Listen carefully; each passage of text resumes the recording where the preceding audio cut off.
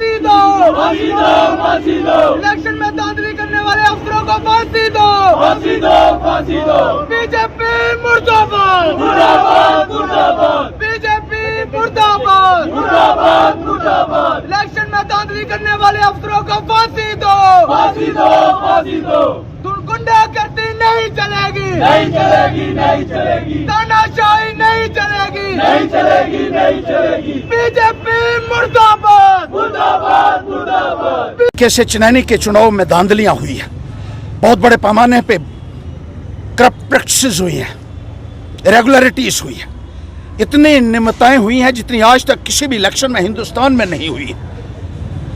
अभी जो हमारे पास एक फुटेज आई है, सीसीटीवी का फुटेज आया है, जो स्ट्रांग रूम है उसका, हमने अप्लाई किया था कि हमें सीसीटीवी फुटेज दे दीजिए, ये नहीं दे रहे थे। फिर मैंने डीओ से कहा, डिस्ट्रिक्ट इलेक्शन ऑफिसर से कहा, मैंने कहा कानून ने प्रक्रिया के चलते हुए आपको ये देना पड़ेगा।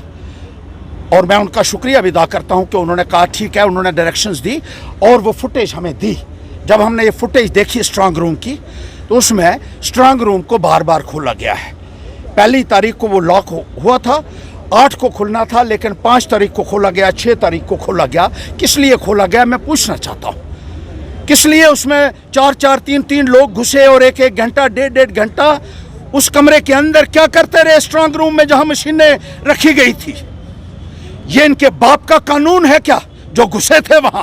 इनको जवाब देना पड़ेगा। इससे पहले भी मैंने बताया था कि जो आरओ है, एसडीएम लगा है, मैंने पहले ही कहा था, इलेक्शन से पहले मैंने चीफ इलेक्शन कमिश्नर को कहा था कि वो हर वक्त हिंदू मुसलमान करता रहता है, वो लोगों को जात और मजहब के नाम पर भड़काता है, वो जनसंघ और बीजेपी की बात करता है, उसको वहां से हटाया जाए क्योंकि गड़बड़ी करेगा।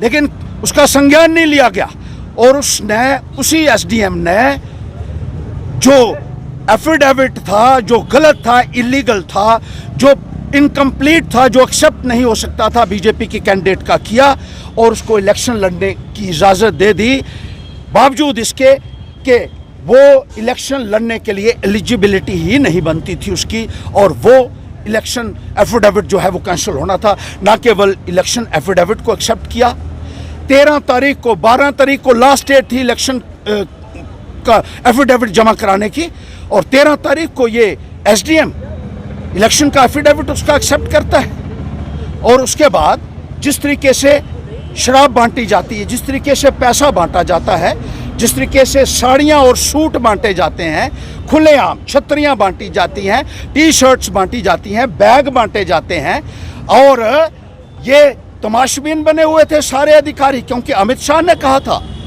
कि हर्षदेव को हराओ। अमित शाह चनैनी में कहता है कि हर्षदेव हारेगा तो दिवाली मनाएंगे पूरे हिंदुस्तान में। अरे अमित शाह, जुर्रत है ना तो सही तरीके से इलेक्शन लड़नी थी हमारे खिलाफ, तो खुद उतर जाता मैदान में, हर्षदेव तुम्हें भी मिट्टी में मिला देता यहाँ चनैनी से। लेकिन तुमने हेरा फेरी करवाई और ऑफिसर्स को इस्तेमाल किया इलेक्शन को रिग करने के लिए, और जिस तरीके से शराब और ये पैसा बांटा गया, जिस तरीके से इलेक्शन में धांधलियां हुई है, कोई संज्ञान नहीं लिया जा रहा है। और अब स्ट्रांग रूम को खोलकर, अब उनके अंदर घुसकर, उसके बाद फिर बक्से भी बदल रहे हैं, आप टैंपरिंग कर रहे हैं।